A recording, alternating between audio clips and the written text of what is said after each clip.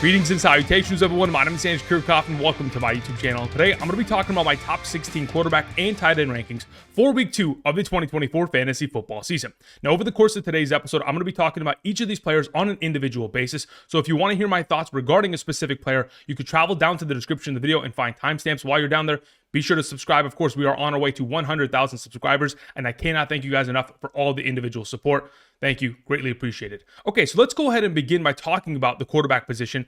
And as you can see on screen, of course, Josh Allen is at the top of this conversation. And for those of you who had Josh Allen in Week 1, it's all the sweeter based on the lack of production at the quarterback position based on the overall product of Week 1.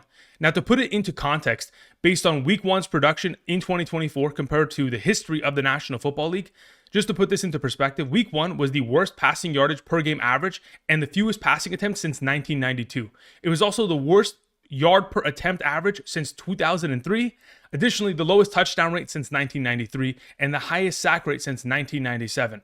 Week 1 was awful. But for those of you who had the likes of Josh Allen, Jalen Hurts, Lamar Jackson, Anthony Richardson, who invested in a stud quarterback this offseason, your overall experience was not tarnished by the lack of production at the quarterback position. Now that we've gone ahead and covered that, I also want to go ahead and cover matchups at the position, just to kind of give you guys a little bit of context. Now, every week, we'll get more and more statistics in regards to matchups, which will make this far more concrete in terms of identifying the most advantageous ones going for the remainder of the season.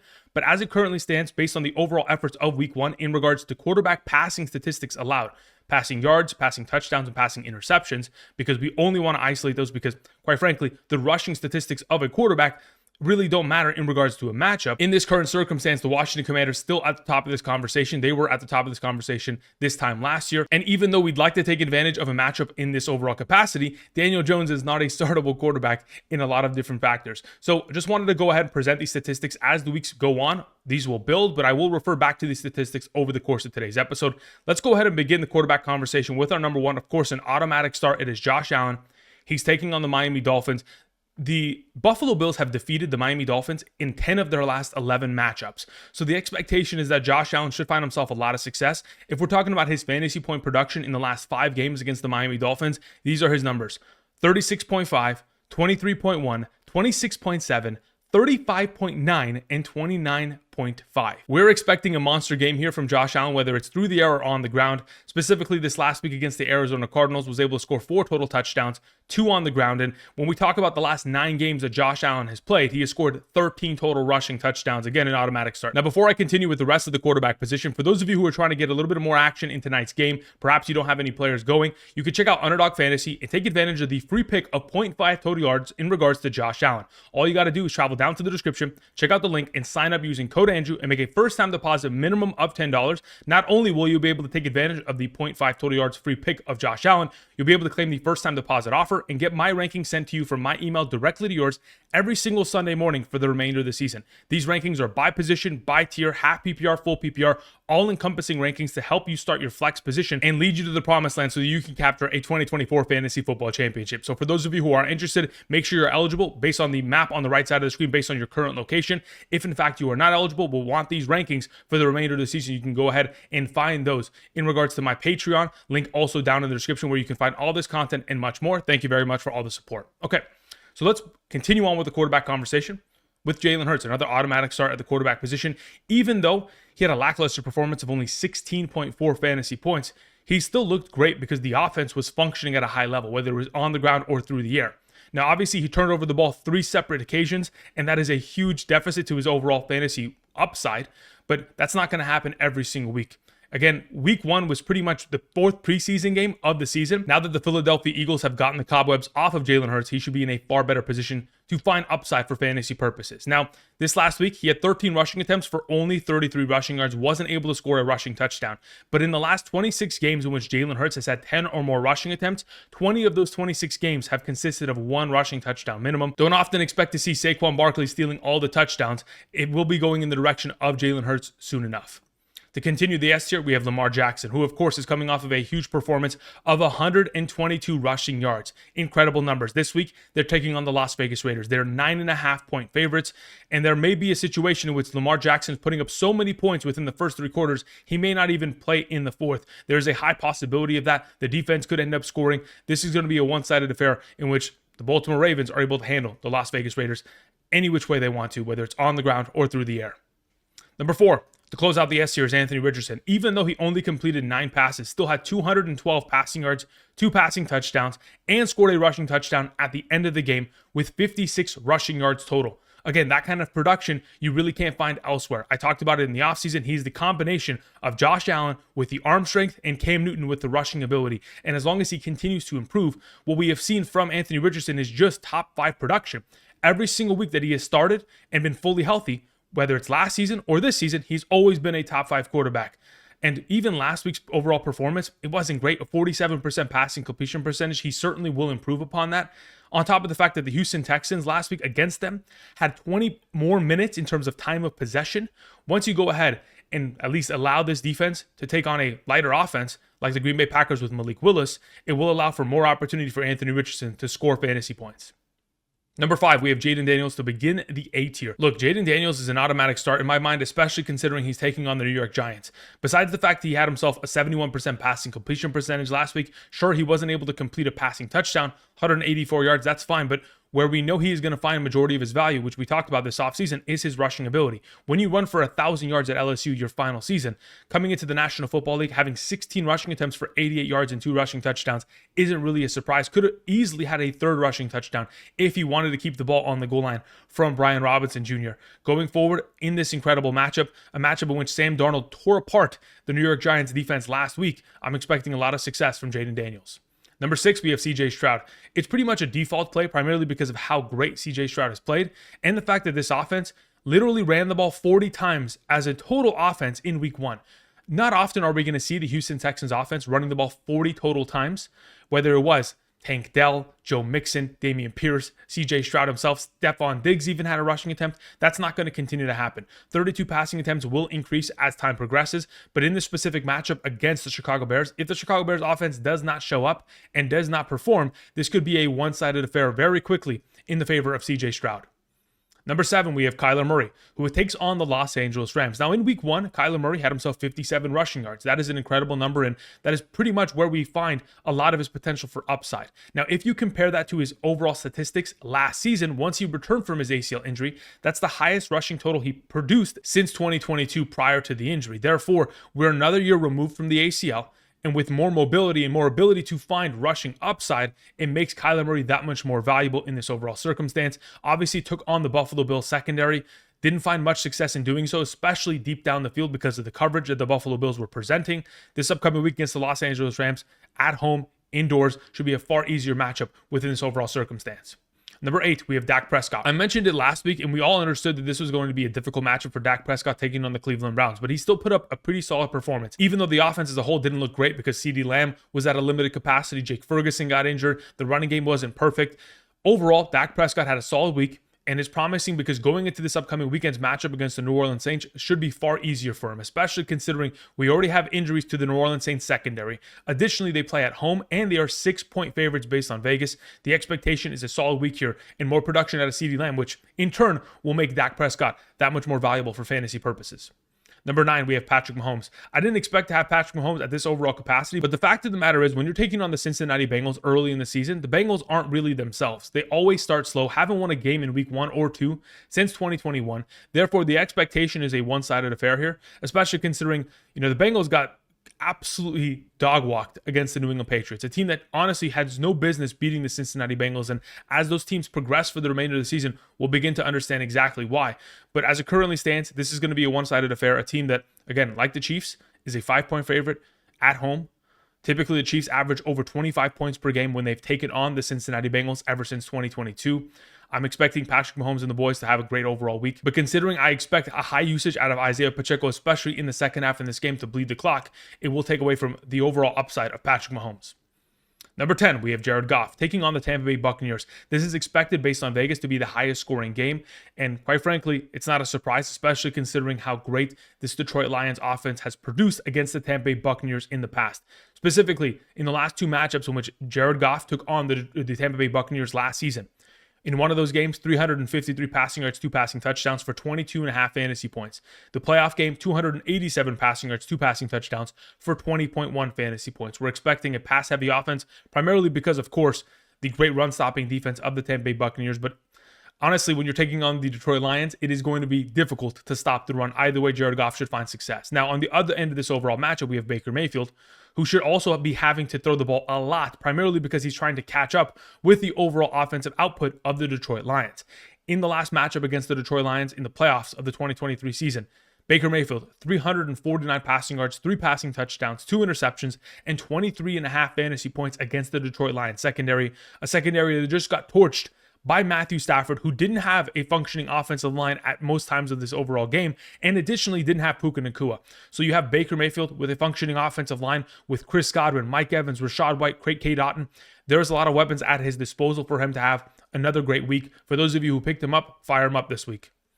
Number 12, we have Brock Purdy, who takes on the Minnesota Vikings. Last season, when he took on the Minnesota Vikings, wasn't his best game overall. But in the absence of Christian McCaffrey, we may see far more potential passing production from Brock Purdy. Now, in week 1, taking on the New York Jets secondary is not an easy overall matchup. We knew that. And obviously, many of us did not start Brock Purdy in the overall matchup because of that.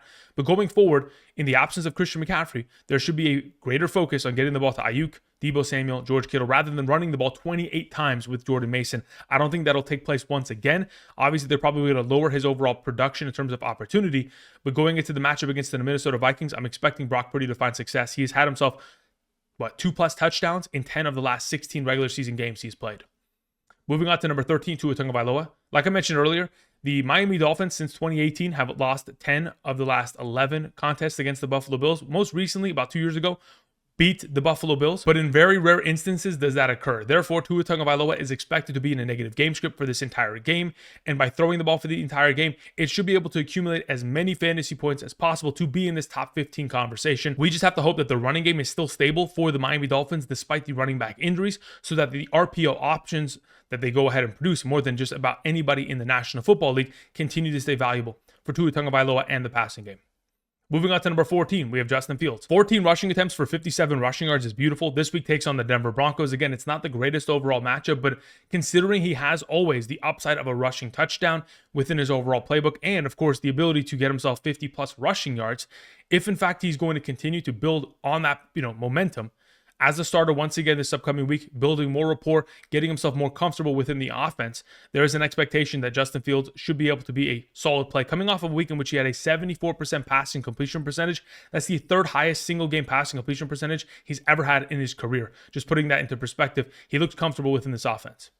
Number 15, we have Matthew Stafford. Assuming his offensive line isn't in complete shambles, he should be able to sit in the pocket and, of course, deliver the ball down the field often. And of course, the Arizona Cardinals don't have Aiden Hutchinson, so that makes it far easier for someone like Matthew Stafford to survive.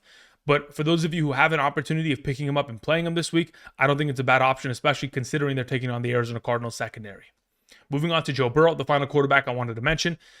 As of right now, Joe Burrow, again, he's coming off of a solid week in terms of a passing completion percentage, 21 of 29, but only 164 passing yards. Only was able to complete 3 passes, 10 or more yards down the field. Quite frankly, unless we're getting a full Joe Burrow at a full healthy rate, this may be a sketchy overall play, but we do know that going up against the Kansas City Chiefs is a tough matchup first and foremost. But additionally, the expectation is that they're going to lose this game and be in a negative game script. Throwing the ball potentially 40+ times isn't out of the realm of possibility. Let's move on to the tight end conversation, but I want to begin by talking about matchups.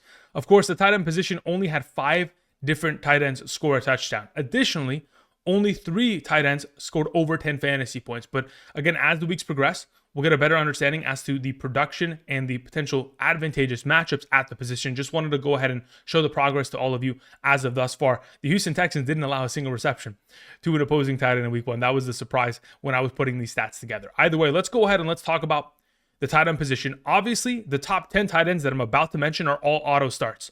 So if I don't give much context to their overall ranking, it's because you drafted them to start them every week. And quite frankly, there are no better options than the following. Number 1, Sam LaPorta. Taking on the Tampa Bay Buccaneers. In the playoffs against Tampa Bay, 11 targets, 9 catches, 65 receiving yards, 11 fantasy points. His production against the LA Rams, again, for the 2nd consecutive game, the Rams know how to shut him down, but the Tampa Bay Buccaneers won't be able to do so. Number 2, we have Travis Kelce. Like I mentioned earlier this week in regards to Rashee Rice, Travis Kelce is the number 2 receiving option of this Chiefs offense. And even with that being the case, there is still a lot of value to be had, primarily because Marquise Hollywood-Brown, again, is still dealing with an injury. Xavier Worthy isn't going to get himself, anywhere near the volume of targets that Travis Kelce is going to get.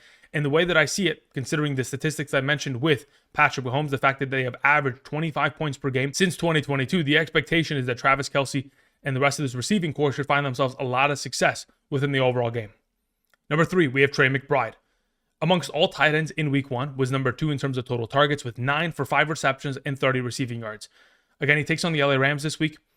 It should lead to a lot of potential opportunity, primarily because the last time Kyler Murray and Trey McBride took on this defense in week 12 of 2023, 9 targets again, 7 receptions, 60 receiving yards, 9.5 fantasy points. If we get that kind of level of production, we'll be happy. If he has the upside of a touchdown, even better. Moving on to our number 4, we have Kyle Pitts, who's coming off of a week in which he had 10 plus fantasy points. Only 3 players had 10 plus fantasy points: Kyle Pitts, Isaiah Likely, and Foster Moreau. But Kyle Pitts was able to score himself a lucky touchdown. The play prior, they called an offsides by TJ Watt, which was a strip sack fumble and recovery by TJ Watt all in one play. Ultimately, Kyle Pitts shouldn't have ever had this touchdown because of that overall situation, but nonetheless, they take on the Philadelphia Eagles. There is a little bit of momentum in the form of the fact that London and Pitts pretty much played the entirety of this game. And even though they didn't have a high volume of targets, it is promising to see that they never leave the field and that they're going to be the number 1 and number 2 options for this offense going forward. And if you're going to exploit any part of this Eagles defense, it is their secondary, and Kyle Pitts will be utilized in order to do so. Number 5, we have George Kittle. Again, in the absence of Christian McCaffrey, we're going to find a lot of opportunity for these receiving threats. And as Brandon Ayuk is slow to kind of return to his peak form, George Kittle and Deebo Samuel will continue to be asked to do more. He's coming off of a solid week. Obviously, if he scores a touchdown, it makes his overall week just like any other tight end who are very much so dependent on touchdown upside. But when we talk about George Kittle, I mentioned this stat last week. In the 8 games in 2023 in which he scored over 10 fantasy points, 4 of them consisted of a performance without a touchdown. He doesn't need touchdowns to find success. He just needs the opportunity to make plays after the catch, which again, he's very much so capable of doing, especially against Minnesota this week. We move on to Dalton Kincaid. Dalton Kincaid, again, you drafted him to play him. And tonight is an opportunity for Dalton Kincaid to make a bounce-back performance. Last season in the 2 games that he took on the Miami Dolphins defense, I understand it was a different defensive coordinator, different defensive personnel, but based on the fact that Dalton Kincaid is coming off of a performance in which he played 84% of the offensive snaps, which is the second most outside of Josh Allen in terms of overall fantasy weapons. Additionally, ran the second most routes on the team behind Keon Coleman by only 2 routes. But additionally, the last time he took on the Miami Dolphins, 7 catches for 84, 4 catches for 27. We should see far more production in comparison to last week, which was 1 reception for 11 receiving yards. Hopefully, the target opportunity is going to be there tonight for Dalton Kincaid. Number 7, we have Mark Andrews. Again, many of you may be concerned about potentially playing Mark Andrews, but here's the fact of the matter. Last season, when he was healthy, he was averaging 6 targets per game and 12 fantasy points per game. And last week against the Kansas City Chiefs, the coverage pretty much took Mark Andrews out of the game. They wanted to exclude him from any opportunity, and that's exactly what they did, and they executed it to a perfect point. So if the Las Vegas Raiders defense want to implement a very similar usage in terms of bracketing Mark Andrews and removing him from the overall contest, so be it. We'll be at the mercy of that. But as it currently stands, he ran more routes, he played more plays, and ultimately, he should still be the number 1 red zone target option of this offense. And hopefully, Lamar Jackson can bring faith back to us in regards to his overall potential for the remainder of the season this week. Moving on to our number 8, we have Evan Engram.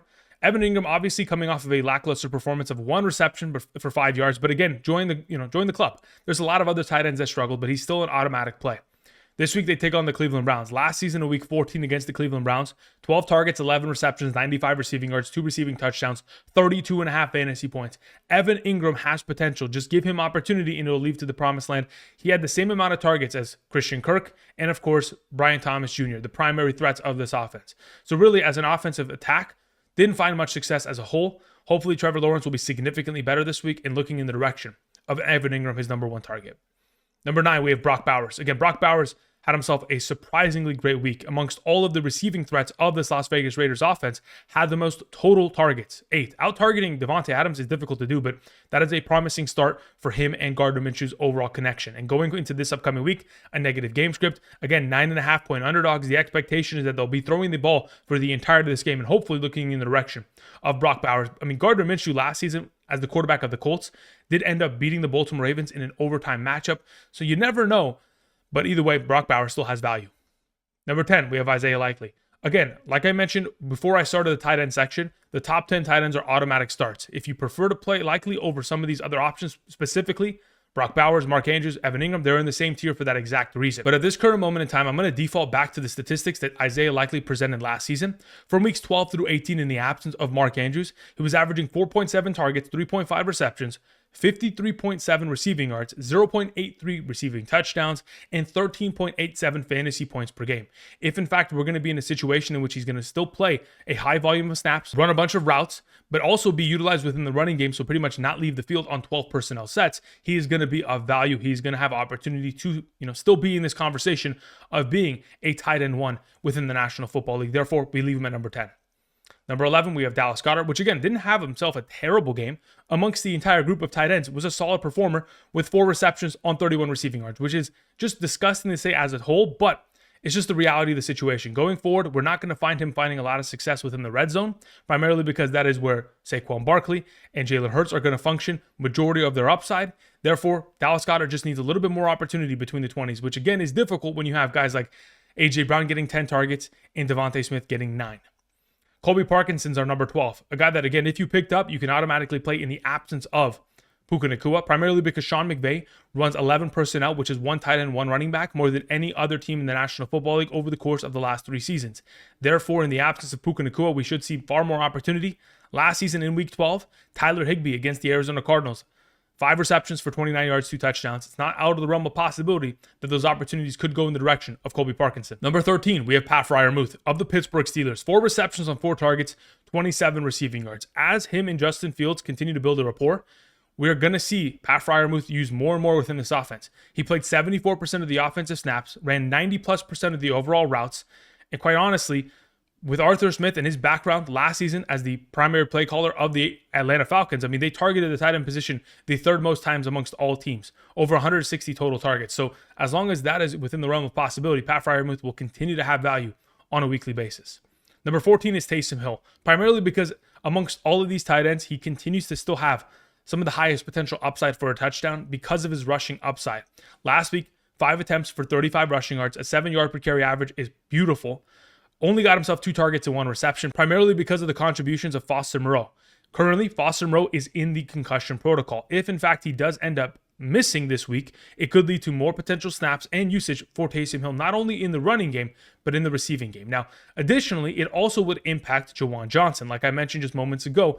If, in fact, Foster Moreau, who is currently in the concussion protocol, does not get activated this week, it would elevate the value of Juwan Johnson taking on the Dallas Cowboys. Again, this is going to be a negative game script, and most likely them throwing the ball for majority of the second half. And we know Derek Carr throughout his entire career, whether it's Jared Cook, Darren Waller, or even Juwan Johnson, Taysom Hill, he loves to throw the ball to his respective tight ends and get them integrated as much as possible. The final option is Zach Ertz. Taking on the New York Giants is a matchup that I cannot pass up on, especially considering his overall snap counts and his usage in Week 1. The New York Giants defense really cannot stop a soul, and Zach Ertz should have himself an opportunity of being a security blanket for Jayden Daniels in this overall circumstance. Okay, that's going to cover it in terms of my top 16 quarterback and tight end rankings. Enjoy tonight's game, and of course, be sure to check out Underdog Fantasy in order to take advantage of the 0.5 total yards for Josh Allen. I'll be back tonight after the game in regards to a potential live stream, and then tomorrow with hidden gems. Thank you everybody for watching, and until next time, I'll see you guys. Peace.